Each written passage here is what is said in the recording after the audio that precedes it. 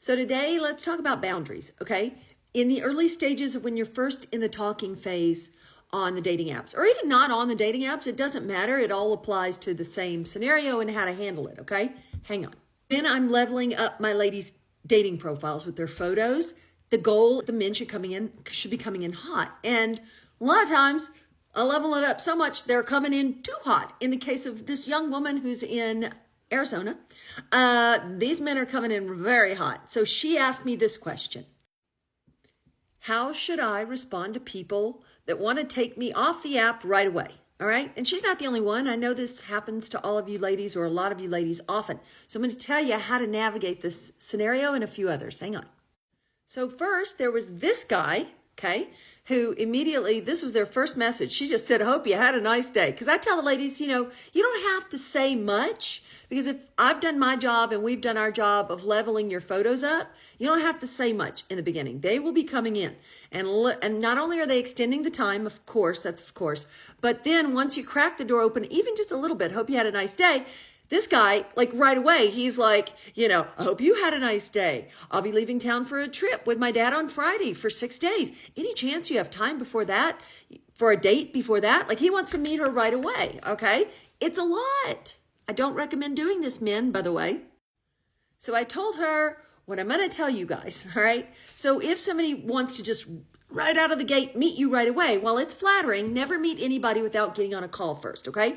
So in this case, though, it's not even time for a call. Like, there needs to be a little mambo action, dancing back and forth, just a little bit, before you know if you even want to get on a call with them. So I told her to tell him that, and I usually do voice notes back to my ladies who are on Voxer with me in my program. But anyway, so I told her, I said, just tell him, just say, hey, that sounds like that might work. But first, let's just have a little back and forth conversation here to see if there's even a vibe happening.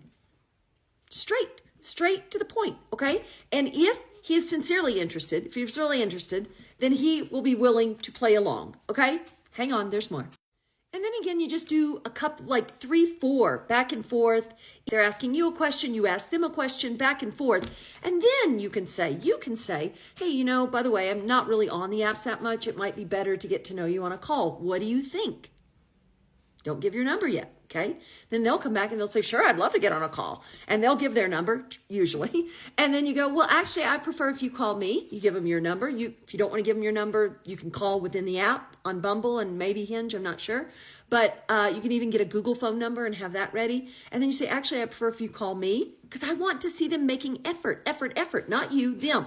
And then you give them the number, and then you have to say, let me know when I can expect to hear from you, okay? But here's another scenario that also happened to her. Hang on.